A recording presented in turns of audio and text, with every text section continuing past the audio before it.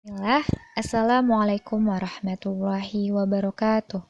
Alhamdulillah, segala puji hanya milik Allah Subhanahu wa Ta'ala.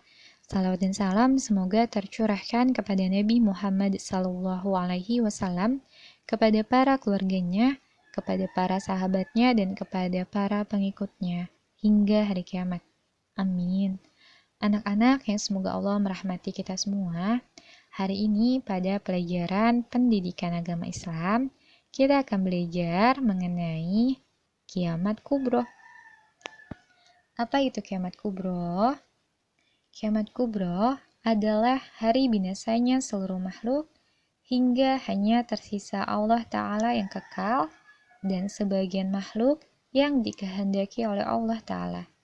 Misalnya seperti arsy, kursi, surga, neraka, lauh mahfuz, kalam atau pena, tulang ekor manusia, dan yang lainnya, atas seizin Allah. Pada hari itu, bumi semuanya akan hancur. Gunung akan meletus, lautan akan meluap, benda-benda langit akan berjatuhan, dan angin kencang akan merusak semua yang ada di bumi. Manusia pun pada hari itu semuanya mati. Kiamat kubro terjadi pada saat malaikat Israfil meniupkan sangkakala yang pertama. Allah Ta'ala berfirman dalam Quran Surat Al-Anbiya ayat 104 yang artinya, yaitu pada hari kami gulung langit sebagai menggulung lembaran-lembaran kertas, sebagaimana kami telah memulai penciptaan yang pertama, begitulah kami akan mengulanginya. Itulah suatu janji yang pasti kami tepati. Sesungguhnya, kamilah yang akan melaksanakannya. Ada pula dalil yang menjelaskan tentang terjadinya kiamat kubro pada Quran Surat Az-Zalzalah ayat 1-8. Nanti anak-anak bisa baca ya. Ada pada buku modul di halaman 16. Kiamat kubro pasti terjadi anak-anak. Kiamat kubro termasuk ke dalam rukun iman yang kelima. Pada hari itu, setelah manusia dibangkitkan kembali, yaitu pada tiupan sangkakala yang kedua, manusia akan dikumpulkan di padang mahsyar dalam keadaan tidak berpakaian atau telanjang. Pada hari itu, manusia tidak lagi memikirkan auratnya. Manusia akan dibangkitkan dari tulang ekornya. Padang mahsyar sendiri adalah dataran yang sangat luas, tempat berkumpul para makhluk yang pertama hingga makhluk yang terakhir hidup. Dataran mahsyar berada di alam akhirat dan dikatakan berpasir, tidak terlihat tinggi maupun rendah. Jadi datar ya anak-anak, tidak ada lagi gunung, dataran tinggi dan dataran rendah. Semuanya sama.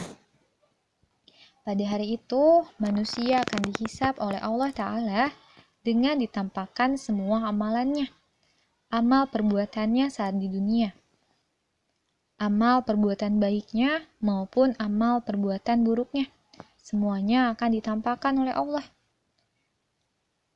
Anggota tubuh manusia pun akan menjadi saksi. Bukan hanya mulut yang berbicara, tetapi mata, telinga, tangan, kaki, dan yang lainnya, semuanya akan berbicara.